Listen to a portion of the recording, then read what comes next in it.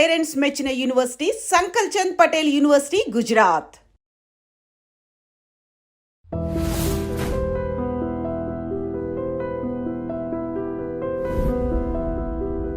నమస్తే, నేను Kavitha. Welcome to I dream news and నిజాలు.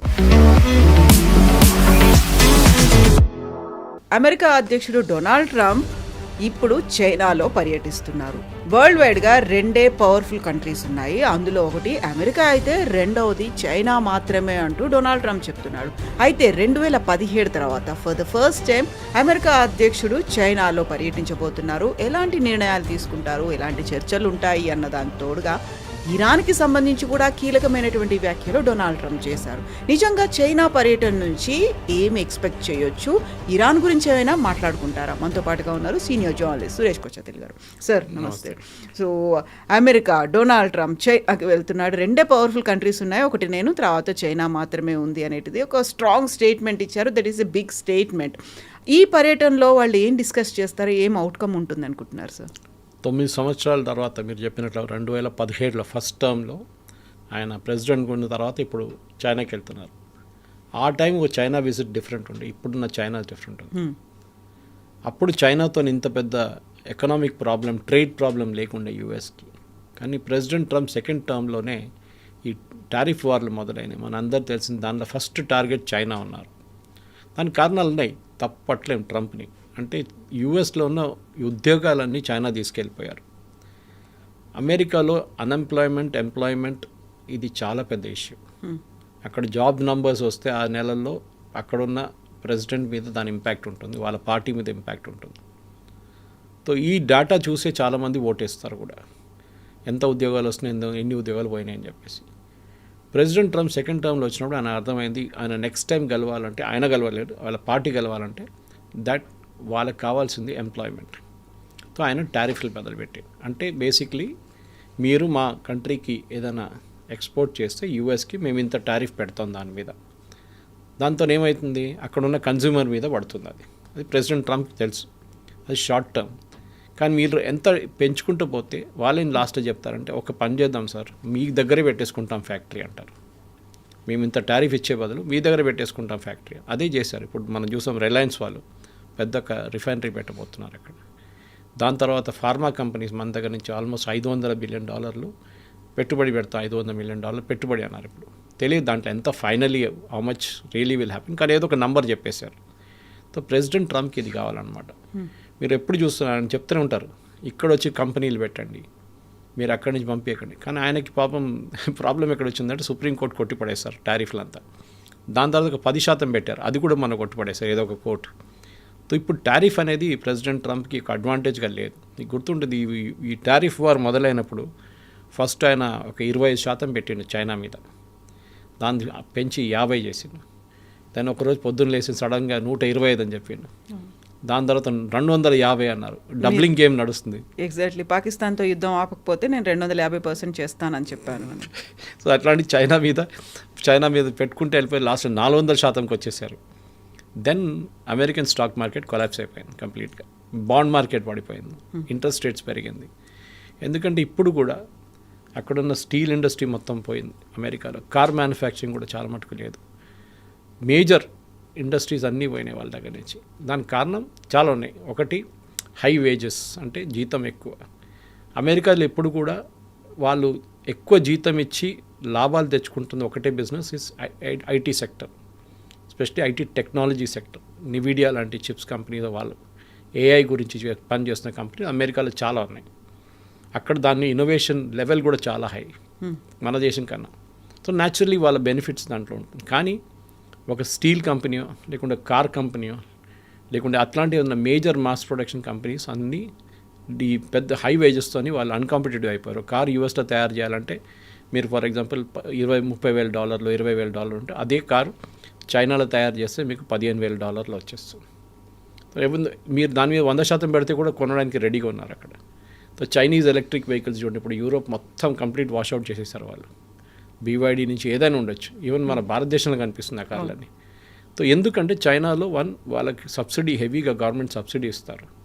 ఎస్పెషల్లీ కొత్త బిజినెస్కి సబ్సిడీ ఇస్తారు. సో ఈవీ వచ్చారు, ఈవీ మీద ఇచ్చారు, తర్వాత బ్యాటరీస్ మీద ఇచ్చారు, దానికన్నా ముందు మొబైల్ ఫోన్స్ మీద వచ్చారు. సో చైనా కూడా ఇప్పుడు మీరు ఫార్మస్యూటికల్స్ తీసుకోండి, వాళ్ళు one of the biggest pharmaceutical producer, మనతో కాంపిటీషన్ ఉంది వాళ్ళకి.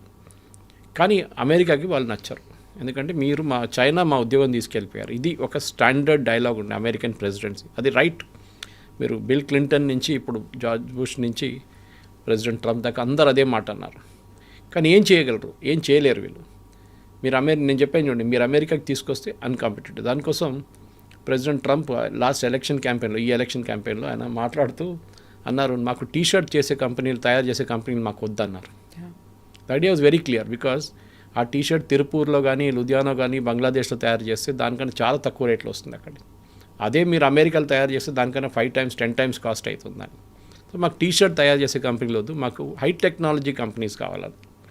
సో ఆయన స్ట్రాటజీ చాలా క్లియర్. చైనా నుంచి పోటీ పడ్డం అంటే ప్రెసిడెంట్ ట్రంప్కి తెలిసిపోయింది, it is a zero sum game అని, ఎవరు గెలవరు దాంట్లో. దానికన్నా బెటర్ చైనాతోని ఉండి చైనా దగ్గర పని చేయించుకుంటే బాగుంటుంది. ఇప్పుడు కూడా మీరు చూడండి, యూఎస్లో ఉన్న చాలా కంపెనీలు ఈ స్టాక్ మార్కెట్ క్రాష్ అని చెప్పింది చూడండి, దానికి కారణం అది. యూఎస్లో ఇప్పుడు ఉన్న చాలా మటుకు కంపెనీస్లో వాళ్ళ మేజర్ కాంపోనెంట్స్ అంతా చైనా నుంచి వస్తుంది, లేకుంటే కెనడా నుంచి వస్తుంది, లేకుంటే యూరోప్ నుంచి వస్తుంది, లేకుంటే మెక్సికో నుంచి వస్తుంది. అది యూఎస్ చేయట్లేదు. ప్రెసిడెంట్ ట్రంప్ ఏమో అది కూడా మీరు యూఎస్లో పెట్టండి, చిన్న చిన్న దాన్ని కూడా పెట్టండి, పెట్టుబడి పెట్టండి, ఎవరు పెట్టట్లేదు. They are ready for big things, not for small companies. The components రాకపోతే, ఇప్పుడు మనకు తెలుసు ఒక టైంలో ఐఫోన్ మ్యానుఫ్యాక్చరింగ్ అంతా చైనా నుంచి ఉండే, తర్వాత ఈ పెద్ద క్రైసిస్ వచ్చిన తర్వాత, ఎస్పెషల్లీ కోవిడ్ వచ్చిన తర్వాత సప్లై చైన్ మీద చాలా పెద్ద ఇంపాక్ట్ వచ్చింది. మీకు గుర్తుంటుంది, ఆ టైంలో వీళ్ళు బల్క్ ఇంటర్మీడియట్స్ అంటారు, అంటే మనం హైదరాబాద్లో ఫార్మస్యూటికల్ అది యూజ్ చేస్తారు. ముందు మనం దాంట్లో లీడర్స్ ఉండే, తర్వాత మనం దాన్ని పక్కన పెట్టేసాం, వాల్యూ ఎడిషన్ లేదని చెప్పి వాల్యూ ఎడిషన్కి వెళ్ళిపోయాం. అంటే ఫైనల్ ట్యాబ్లెట్లు, ఫైనల్ సిరప్లు తయారు చేయడంలో వెళ్ళిపోయాం మనం. We got out of the intermediate thing. Covid వచ్చిన చైనా ఏమన్నారు, ఆపేశారు అది. Simply put stop it saying you cannot export it any longer. మనకు లేదు ప్రోడక్ట్స్, మనం మొత్తం సప్లై చైన్ ఆగిపోయింది. చిప్స్ కూడా అదే మీకు గుర్తుంటుంది, సేమ్ థింగ్ హ్యాపెన్. కొరియా దగ్గర నుంచి చిప్స్ రావడం క్లోజ్ అయిపోయింది. కార్లు డిలే అయిపోయినాయి, 6 నెలల నుంచి సంవత్సరం పాటు కార్స్ ఆఫ్ కట్స్. ఎందుకంటే ఇప్పుడు అన్ని కార్స్లో ఎలక్ట్రానిక్ ఎక్కువ ఉంటుంది, మెకానికల్ తక్కువ ఉంటుంది. సో అది మనం నేర్చుకున్న చాలా పెద్ద లెసన్. అది అమెరికా కూడా నేర్చుకున్నాం. దట్ సప్లై చైన్ డిస్ట్రప్షన్స్ అంటే ఇప్పుడు మనం చూస్తున్నాం ఈ ఇరాన్ వార్లో అన్నిటికంటే పెద్ద ఆయిల్ సప్లై డిస్ట్రప్షన్ వచ్చేసింది. ఆయిల్ ఒకటే అనుకుంటే కాదు, దాని petrol, diesel, aviation, kerosene, propane, butane, methane, nitrogen, fertiliser, అన్ని ప్రోడక్ట్స్ ఉన్నాయి దాంట్లో. సో మన క్రూడ్ ఆయిల్ అనుకోగానే పెట్రోల్, డీజిల్ ఒకటే కాదు, దెర్ ఆర్ 101 ప్రోడక్ట్స్. ఈవెన్ మన దగ్గర ఇప్పుడు కొన్ని కంపెనీస్, లిక్కర్ కంపెనీస్ అంటున్నారంట, మాకు బాటిల్ తయారు చేయడానికి మెటీరియల్ లేదు మా దగ్గర, రా మెటీరియల్ లేదని. It again has to come from Gulf.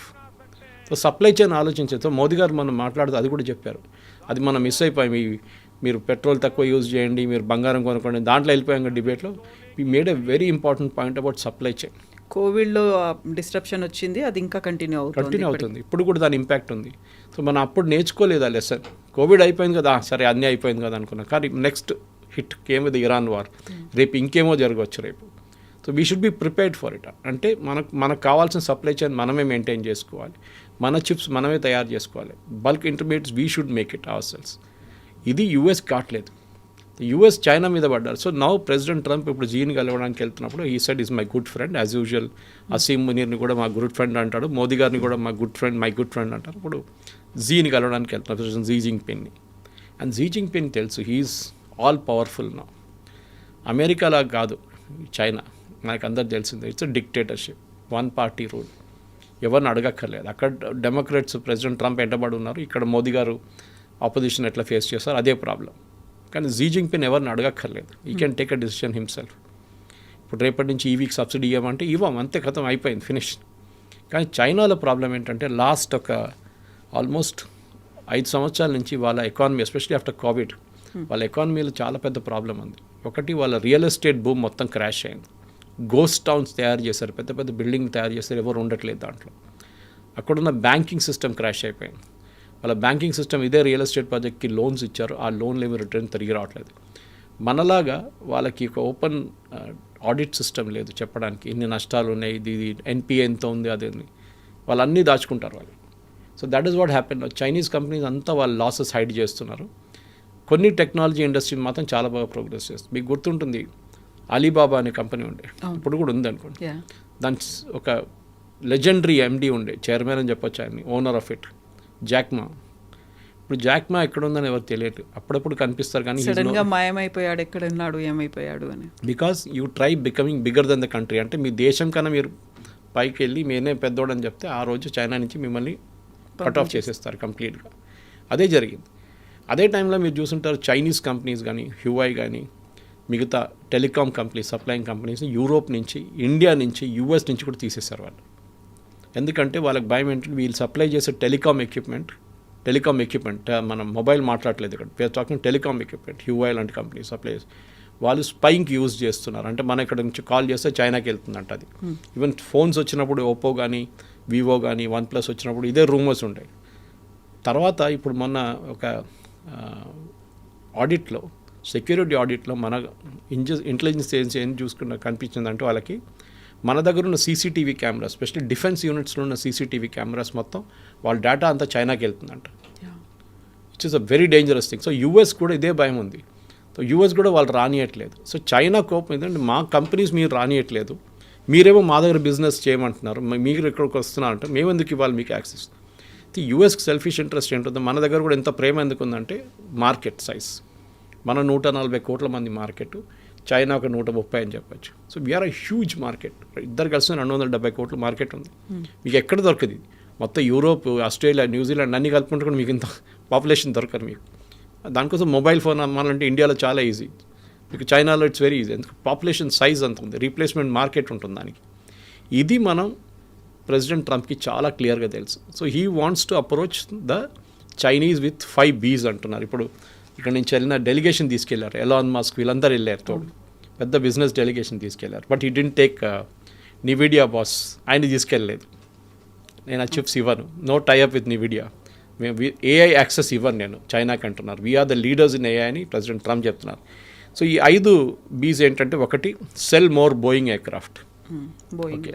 China వాళ్ళ ఓన్ ప్యాసింజర్ ఎయిర్క్రాఫ్ట్ చిన్న తయారు చేసుకుంటున్నారు, కానీ ఆ బోయింగ్ స్కేల్కి వాళ్ళు రాలేదు ఇంకా.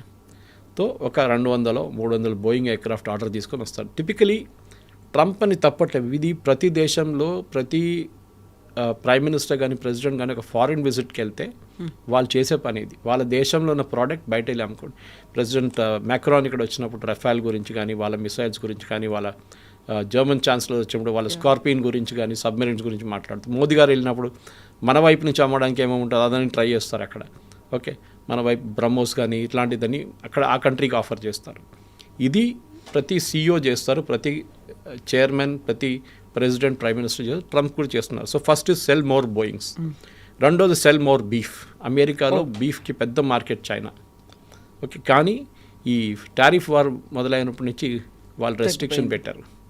మూడవది cell more beans, especially soya beans. అమెరికాలో అన్నిటికంటే పెద్ద ప్రొడక్షన్ అగ్రికల్చర్లో సోయా బీన్స్. దాంట్లో చాలా పెద్ద మార్కెట్ వాజ్ చైనా. ఒకసారి బహుశా ఒక నంబర్ కూడా చెప్తుంటారు, నాకు తెలియదు నిజమో కాదని. 60-70% అమెరికా సోయాబీన్స్ చైనా కొంటుండే అంట before the tariff war. Tariff war ఏ రోజు మొదలైందో ఆ రోజు చైనా జస్ట్ కట్ ఆఫ్ చేసేసారు. దాంతోనే అమెరికన్ ప్రెసిడెంట్ ట్రంప్ మీద అంత ప్రెషర్ పడ్డది. ఆయన దానికోసం ఇమ్మీడియట్ టారిఫ్ తగ్గించారు చైనా మీద. ఎందుకంటే చైనా కొనకపోతే ఎవరు కొంటారు, మళ్ళీ మనమైతే కొనం, జెనెటిక్లీ మోడిఫైడ్, మనం యాక్సెప్ట్ చేయం. చైనాకి ఆ ప్రాబ్లం లేదు. చైనా అన్నారు sorry we are not buy. So ఇది will be the third B. 4వ 5వ చాలా స్ట్రేంజ్ బీస్ ఉన్నాయి ఇక్కడ. Board of investments. ప్రెసిడెంట్ ట్రంప్కి బోర్డ్ అంటే చాలా ఇష్టం. గాజాలు కూడా పెట్టారు బోర్డ్ ఆఫ్ పీస్ అని చెప్పేసి. దాన్ని ఇప్పుడు అడ్రస్ లేదు, అత్తాపత్తా లేదు దాన్ని. ఇప్పుడు పాకిస్తాన్ వెళ్ళి కూర్చున్నారు దాంట్లో కూడా. సో బోర్డ్ ఆఫ్ ఇన్వెస్ట్మెంట్, అమెరికాలో పెట్టుబడి పెట్టడానికి చైనీస్ కంపెనీస్ రావాలంట.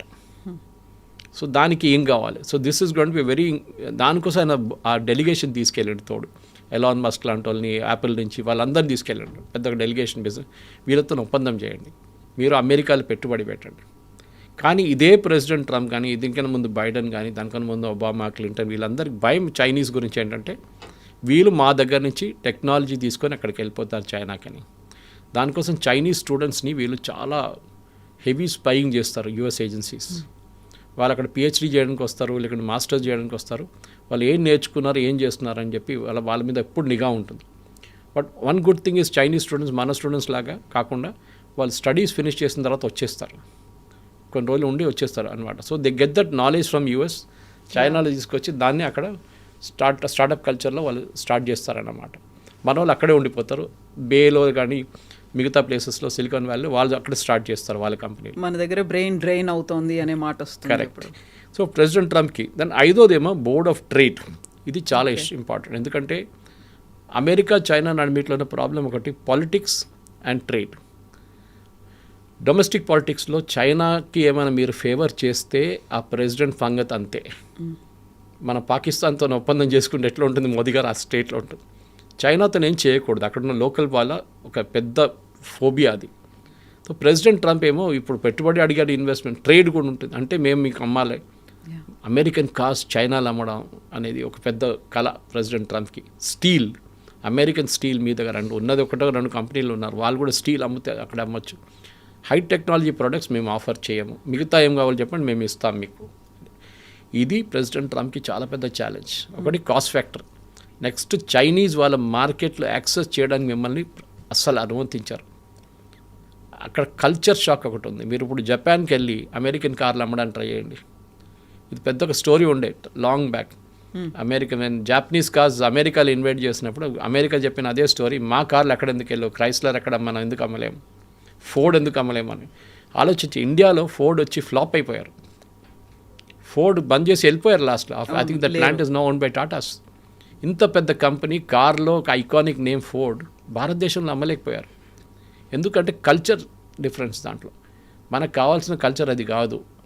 అదే టైంలో హ్యూండాయ్ సక్సీడ్ అయింది, అదే టైంలో మీరు చూస్తున్నారు మారుతి అంటే సుజుకి వాళ్ళ బ్రాండ్ వచ్చి ఇక్కడ సక్సీడ్ అయ్యాయి, కానీ కియా సక్సీడ్ అయింది. But these people are not able to succeed. In fact ఒక చిన్న స్టోరీ కూడా ఉంది దాన్ని, ఎందుకు ఫోర్డ్ ఫ్లాప్ అయిందని చెప్పి మార్కెటింగ్ సర్కిల్స్లో మీకు ఎప్పుడు కానీ వాళ్ళు ఫోర్డ్ ఇంట్రడ్యూస్ చేసినప్పుడు ఫ్రంట్ విండోలో పవర్ విండోస్ పెట్టారంట, డ్రైవరు ప్యాసింజర్ పక్కన. కానీ బ్యాక్ సీట్లో ఉన్న వాళ్ళకి మాన్యువల్ విండో పెట్టారంట. లాజిక్ ఏంటంటే ఫ్రంట్ సీట్లో డ్రైవర్ ఉంటారు, ఫ్రంట్ సీట్లో బాస్ కూర్చొని కార్ నడుపుతారు, బ్యాక్ సీట్లో ప్యాసింజర్లు ఎవరో కూర్చుంటారు. మన ఇండియాలో ఫ్రంట్ సీట్లో డ్రైవర్ ఉంటారు.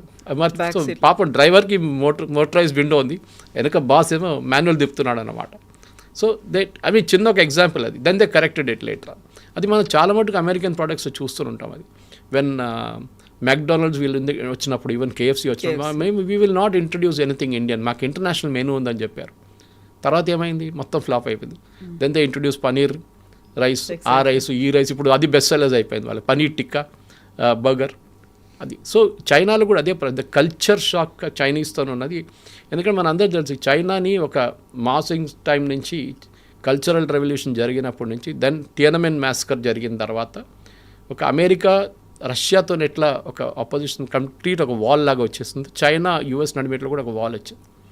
కానీ దాని తర్వాత చైనా టేక్ ఆఫ్ చేశారు చూడండి. ఎస్పెషల్లీ లాస్ట్ ఒక 30 సంవత్సరాల్లో మ్యానుఫ్యాక్చరింగ్ స్ట్రెంగ్త్లో వాళ్ళది పెరిగింది. వాళ్ళది చైనా చాలా మటుకు చైనీస్ గవర్నమెంట్ వాళ్ళ కంప్లీట్ ల్యాండ్ కానీ, వాళ్ళ బ్యాంకింగ్ సిస్టమ్ కానీ, వాళ్ళ టెక్నాలజీ అడాప్షన్లో చాలా మటుకు ఎఫర్ట్స్ పెట్టారు. అది ఇప్పుడు కనిపిస్తుంది. మనం చాలా దూరం ఉన్నాం చైనా కన్నా. We have to catching up అనేది, we have to lot of catching up to do. మళ్ళీ అక్కడికి వెళ్తున్నప్పుడు కూడా ఇరాన్ గురించి మాట్లాడాడు డొనాల్డ్ ట్రంప్. అందులో సర్వనాశనం అయిపోతుంది, యుద్ధం చేయడానికి అక్కడ మిగిలింది ఏం లేదు, ఇంకా ఇరాన్ ఏమైనా కావాలని కోరుకుంటే, యుద్ధం కంటిన్యూ అవ్వాలనుకుంటే ఇంకా సర్వనాశనం ఒకటే మిగిలింది అనేది. సో నాట్ ఓన్లీ చైనాతో ఉన్నటువంటి ట్రేడో లేకపోతే వాళ్ళతో డీల్స్ అవి మాట్లాడుకోవడమే కాదు, ఇరాన్ గురించి కూడా మాట్లాడుకోబోతున్నాడు అని. బట్ చైనా దీంట్లో ఇంటర్వ్యూన్ అవుతుందా? ఎందుకంటే చైనా ఇరాన్కి హెల్ప్ చేస్తుంది, లేకుంటే ఇరాన్ నుంచి చైనాకి ఫ్యూయల్ వెళ్ళిపోతుంది, క్రూడ్ ఆయిల్ వెళ్ళిపోతుంది అనుకున్నప్పుడు ఇంటర్వ్యూన్ అవుతుందా, మాట్లాడుతుందా, చర్చలు ఏమైనా జరుగుతాయా? చైనాకి దీంట్లో కొన్ని లిమిటేషన్స్ ఉంది. ఒకటి మనకందరూ తెలిసిన స్ట్రైట్ ఆఫ్ హార్మోస్ ఏ రోజు క్లోజ్ చేశారు, ఆ రోజు నుంచి చైనాకు ఒక బ్యారెల్ ఆయిల్ కూడా రావట్లేదు. చైనా 90% ఇంకా ముందు మాట్లాడాను, 90% oil, Iranian oil China consume చేస్తుంది. ఈ బ్యాన్ వచ్చినప్పుడు, ఈ బ్యాన్ ఎప్పుడు ఆల్మోస్ట్ 48 సంవత్సరాల ముందు వచ్చిన బ్యాన్ అది. అప్పటి నుంచి చైనా మీద ఆంక్షలు ఉన్నాయి, శాంక్షన్స్ ఉన్నాయి. ఇప్పుడు వీళ్ళు తీసుకెళ్ళకపోతున్నారు. సో చైనా ఏం చేస్తున్నారు, ఓకే మేము కొనలేము కదా ఆయిల్ అని చైనీస్ కంపెనీస్ని పెట్టారు ఫ్రంట్గా. ఆ కంపెనీస్కి ఒక యూరోపియన్ కనెక్షన్ పెట్టేశారు ఎక్కడో. తో ఒక యూరోపియన్ షిప్ వచ్చి తీసుకెళ్ళిపోతున్నారు ఆయిల్. కానీ అక్కడి నుంచి కొంచెం దూరం పోయినాక తిప్పి చైనా వైపు వెళ్ళిపోతుంది. అక్కడ ఏదో ప్రైవేట్ రిఫైనరీ ఉంటుంది, మన జామ్నగర్లో రిలయన్స్ ఉన్నట్ల. వాళ్ళు దాన్ని రిఫైన్ చేస్తారు. రిఫైన్ చేసుకుని ఎవరికి అమ్ముకుంటారో తెలియదు. ఇదొక పెద్ద గేమ్ ఇది, మనం కూడా ఆడాము ఈ గేమ్. రష్యా నుంచి ఆయిల్ కొనుక్కొని జామ్నగర్లో రిలయన్స్ వాళ్ళు దాన్ని రిఫైన్ చేసి యూక్రెయిన్ కూడా అమ్మాము మనం. యూరోప్కి అమ్మే అది సపరేట్, యూఎస్కి అమ్మే మనం. తర్వాత వాళ్ళకి తెస్తుంది ఇది రష్యన్ ఆయిల్, మనమే శాంక్షన్స్ పెట్టాం కదా, మనకే అమ్మారు తీసుకొచ్చి ఇండియా అని చెప్పేసి.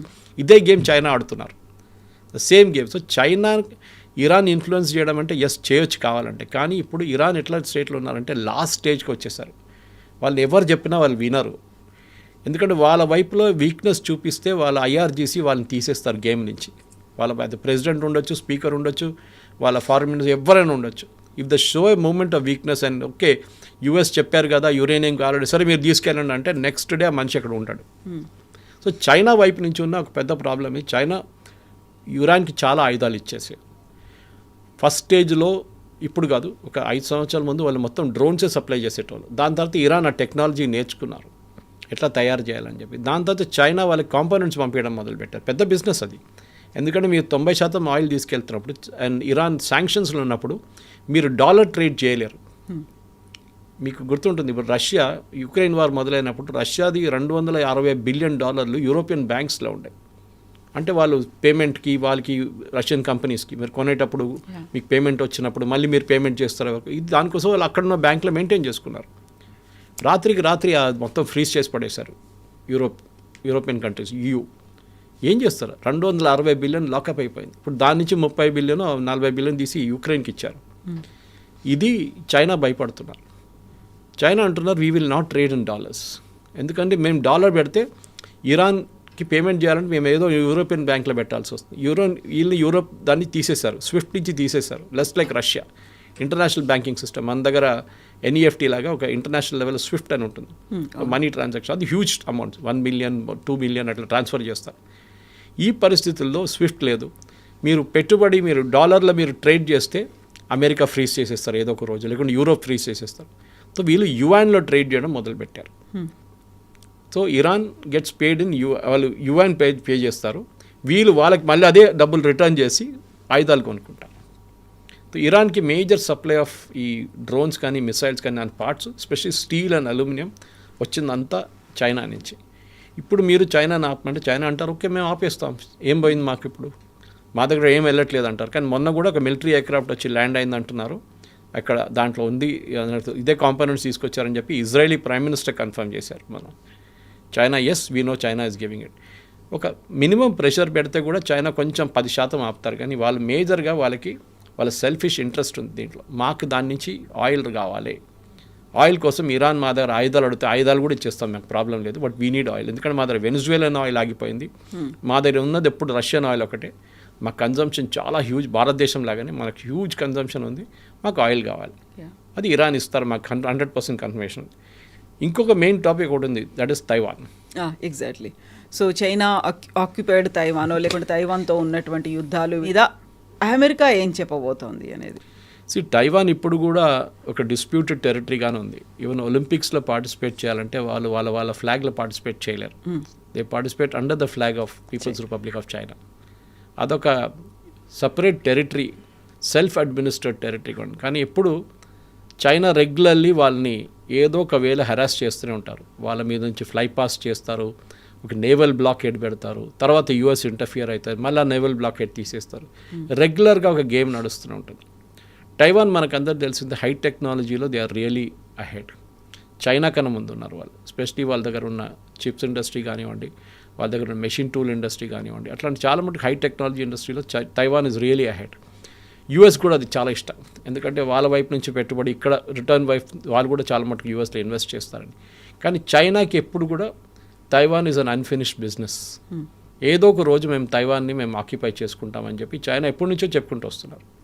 అదే టైంలో యూఎస్ తైవాన్కి ఆయుధాలు అమ్ముతున్నారు. యూఎస్ ఏమన్నా మీ ప్రొటెక్షన్ మేము చూసుకుంటాం, మిమ్మల్ని మేము కాపాడుకుంటాం చైనా ఏమైనా చేస్తే. సో ఇప్పుడు ఈసారి మాట్లాడుతున్నప్పుడు డెఫినెట్గా తైవాన్ రావచ్చు, కానీ it won't be a major subject, ఎందుకంటే దానికన్నా పెద్ద టెన్షన్ ఇక్కడ ఉంది, ఇరాన్ టెన్షన్ ఉంది. సో తైవాన్ ఎస్ ఒక డిప్లొమాటిక్ లెవెల్లో మాట్లాడుకుంటాను నా అంచనా. నాకు తెలియదు ప్రెసిడెంట్ ట్రంప్ ఎట్లాంటి మనిషి, ఏదైనా మాట్లాడచ్చు, రేపు సడన్గా ఏదైనా ట్వీట్ చేసేస్తాడు అక్కడ కూర్చొని.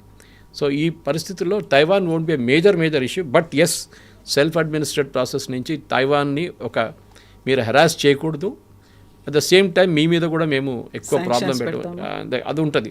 అండ్ ఈ ఆర్మ్స్ సెల్లింగ్ గురించి కూడా చాలా మటుకు చైనాకి అబ్జెక్షన్ ఉందన్నమాట. సో మీరు ఆయుధాలు అమ్మకూడదు అని చెప్పారు, ఎప్పటి నుంచే చెప్పారు వీళ్ళు.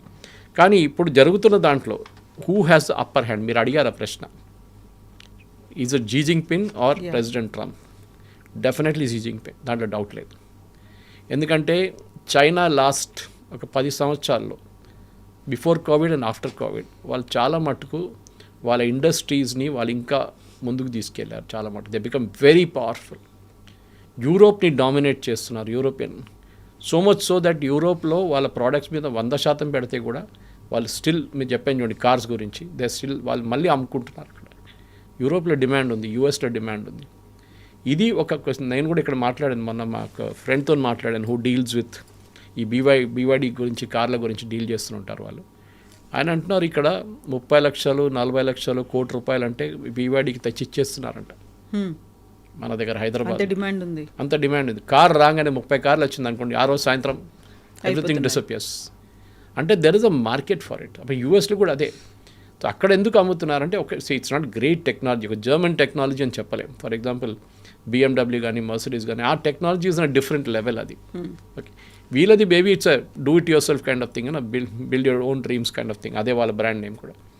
ఈ ఉన్నది వాళ్ళ చైనీస్ వాళ్ళు డెవలప్ చేసుకో, ఎస్పెషల్లీ వాళ్ళ బ్యాటరీ టెక్నాలజీ. నేను దీనికన్నా ముందు కూడా చెప్పాను చూడండి, battery technology is going to be the crucial thing. వాళ్ళు మొబైల్ ఫోన్ ఇండస్ట్రీ ఎట్లా డెవలప్ చేశారో అదే విధంగా వాళ్ళు కార్ ఇండస్ట్రీని డామినేట్ చేస్తున్నారు ఇప్పుడు.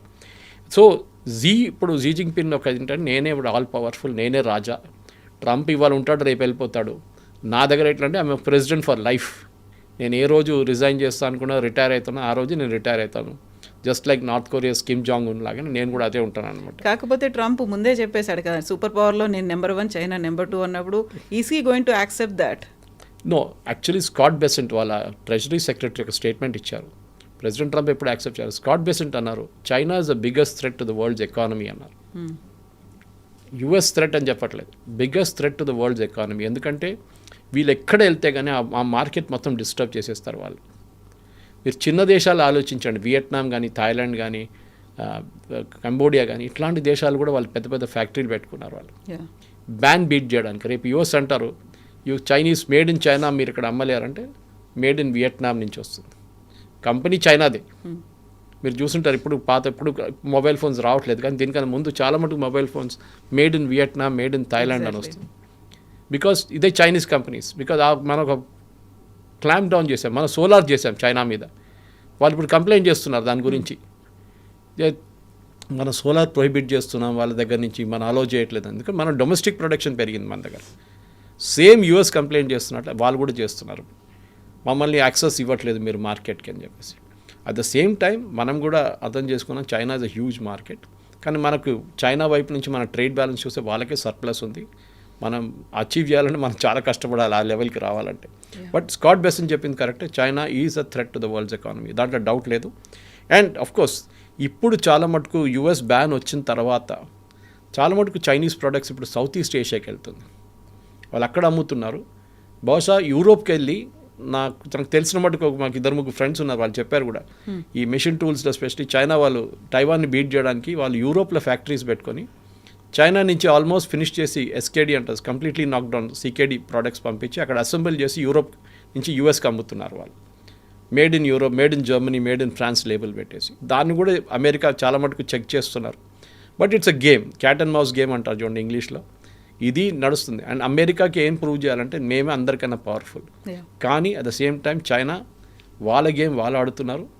ప్రెసిడెంట్ ట్రంప్ ఒక కొన్ని డీల్స్ తీసుకొని వస్తారు, కానీ చాలా మటుకు ఇదొక ఏం చెప్తారు, ఒక ఫీల్ గుడ్ విజిట్ ఇది.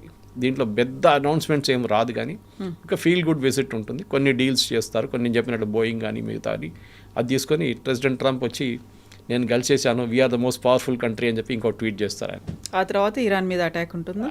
అది చైనా నుంచి బయలుదేరేటప్పుడు జరుగుతుంది చూడండి. అది డెఫినెట్గా దట్ విల్ హ్యాపెన్. బికాస్ చైనాలో ఉన్నప్పుడు చేయకూడదు, అది చాలా మటుకు కేర్ఫుల్ ఉండాలి. అది చాలా పెద్ద డిప్లొమాటిక్ ఇన్సిడెంట్ అయిపోతుంది. ఏ రోజు చైనా నుంచి బయలుదేరుతారో ఆ రోజు అమెరికా చేస్తారో లేకుంటే ఇంకెవరైనా బాంబ్ చేస్తారో we don't know. It can be UAE, it can be Saudi Arabia, it can be Israel, ఎవరైనా చేయొచ్చు. Sir thank you so much. Very much. Thank you. Subscribe iDream. And please subscribe to iDream. For more videos, subscribe to iDream. Please like, share and subscribe to the channel. Congratulations, iDream. Subscribe to iDream. Subscribe to iDream. So subscribe to iDream Media. I dream team అందరికి huge congratulations. Please subscribe iDream Media. Please subscribe to iDream. Subscribe iDream. Please subscribe to iDream. I dream అంటే నా కళల ఛానల్ను subscribe చేసుకున్న నోరు తిరుగుతలేదు. మీరైతే గంట గుర్తు కొట్టండి. For more such videos, please subscribe to iDream. Subscribe to iDream. Please subscribe to iDream. Please subscribe iDream Media. Please do subscribe to iDream. Please subscribe to iDream Media. For best entertainment and information, please subscribe iDream. And don't forget to subscribe to iDream.